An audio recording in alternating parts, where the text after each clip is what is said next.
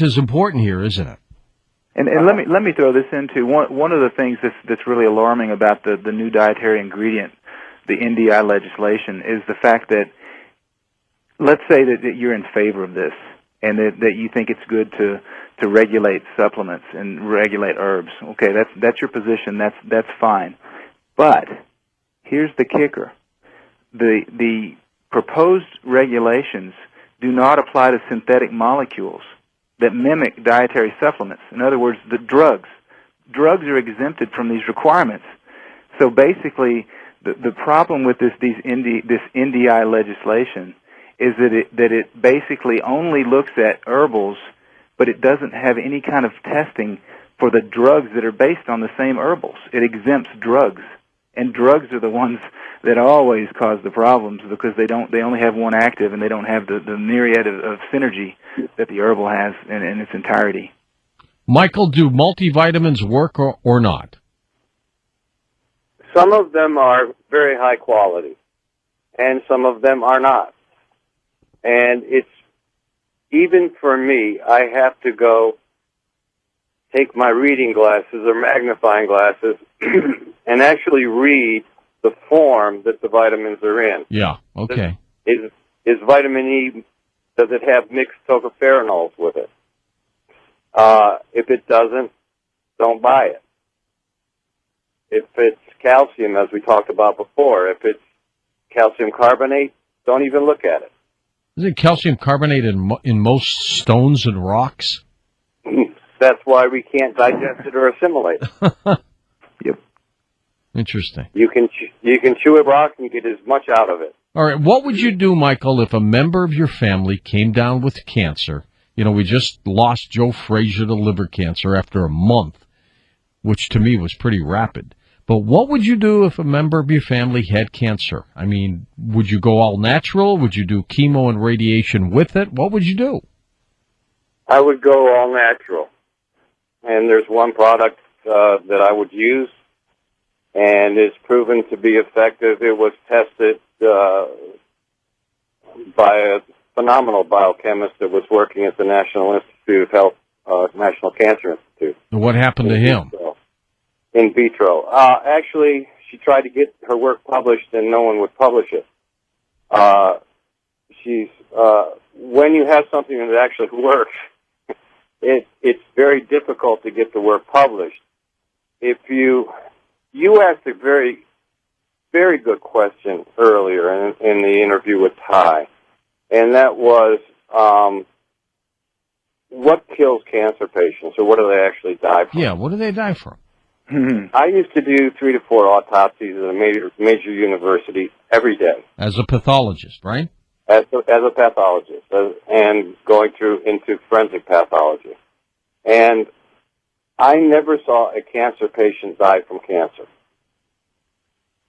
They died from radiation poisoning. They died, the number one killer was cachexia, or starvation, wasting syndrome. They died from heart failure or liver failure from the chemotherapy, or renal failure, but not the cancer. In the 40s, they ran a test that they would never run now. And in the 40s, the test was simple. They would treat one patient with chemotherapy and the other patient would go with nothing. And what they found was the patients that took no therapy whatsoever, on average, lived 4 times longer. Isn't that amazing? And things haven't changed. What you will find, if you do what I do every single day, is I spend 3 to 4 hours on the computer looking at the latest cancer research. Yeah. You will never, ever, ever find a study that compares any cancer drug in use today to no drug at all. No, they don't want that to happen. No, that would be a killer for And us. you definitely won't see a study comparing herbs with medicine, will you? No. You will find studies that validate the efficacy of the active constituents of herbs all over the Internet. all over the medical schools, all over the National Library of Medicine. You'll find resveratrol, study after study after study. And once they copy the molecule of resveratrol, it will then become a drug, become literally 100 times more expensive, and that's the way they play their game. And it won't work as well at that point. No, it won't. Once they change the molecule in order to patent it, and they may add an extra carbon molecule. They may create what's called a stereoisomer, or a mirror image of that active constituent. And as Ty said so accurately, it does not work as well, and it does not work as the same, and it does not have the adjunctive actives that for example, wine would have. It's not just the resveratrol. It's the combination. It's a combination, accompanying it. What would mainstream doctors say to you, Michael? What have they said to you about your belief system and the direction you've now gone? Well, as Ty said before, I wrote this book over 20 years ago. The original. It was over 260 pages. And what it did was it broke down the herbs, as this does, into their phytochemical basis and what those phytochemicals did. And doctors were able to understand them. And as I said, over 70% of my practice were MDs.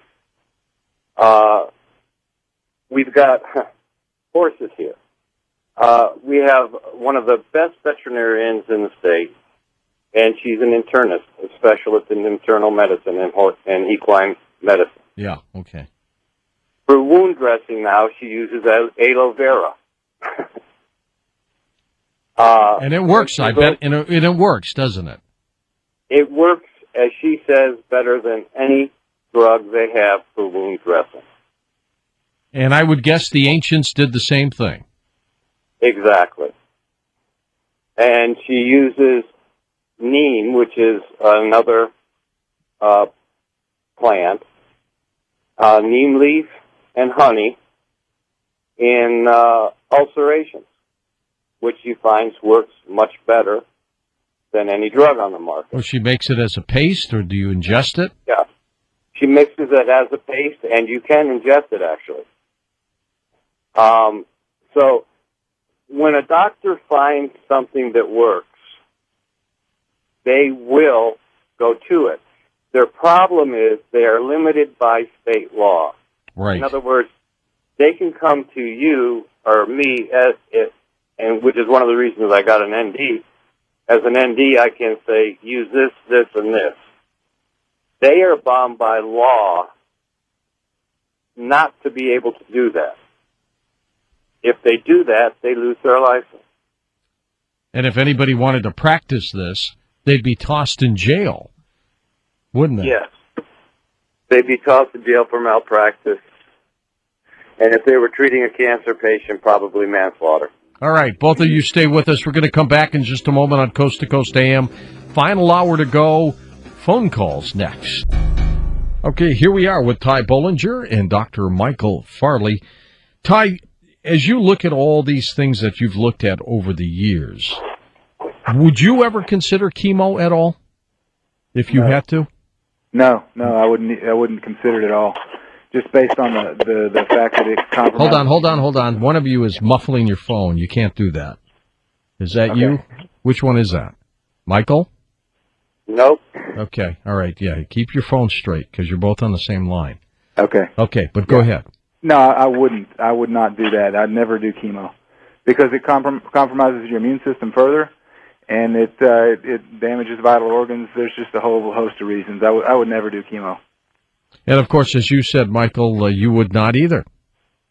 No way. I mean, does radiation work at all?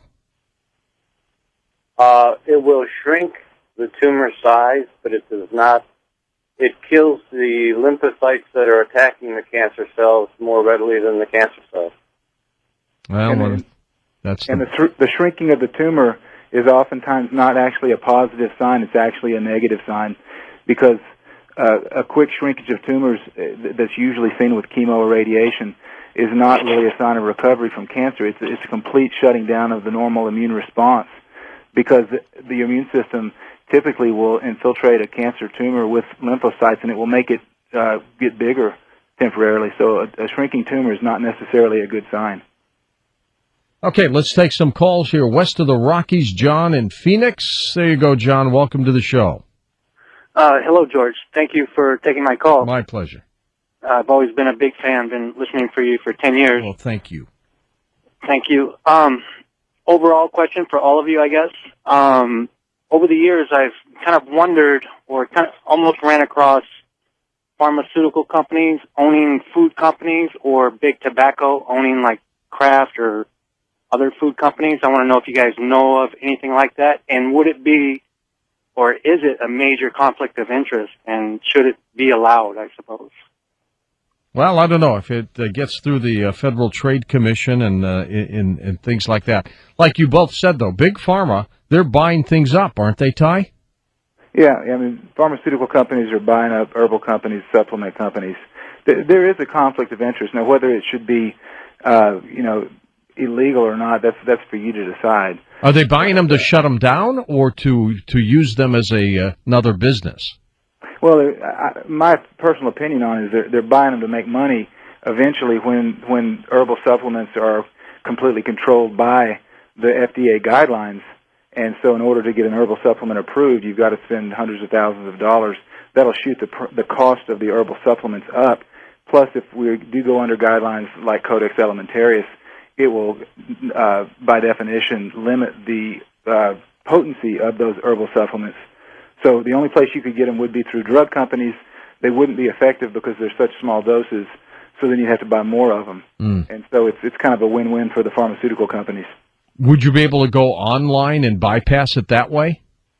You know, I don't know exactly how the logistics would work. I do know that in Europe, where they have implemented Codex in many different countries, I was recently dealing with a cancer patient that was trying to get an herbal remedy to. I was trying to get an herbal remedy to him, and it got caught in customs, back and forth, trying to prove that he had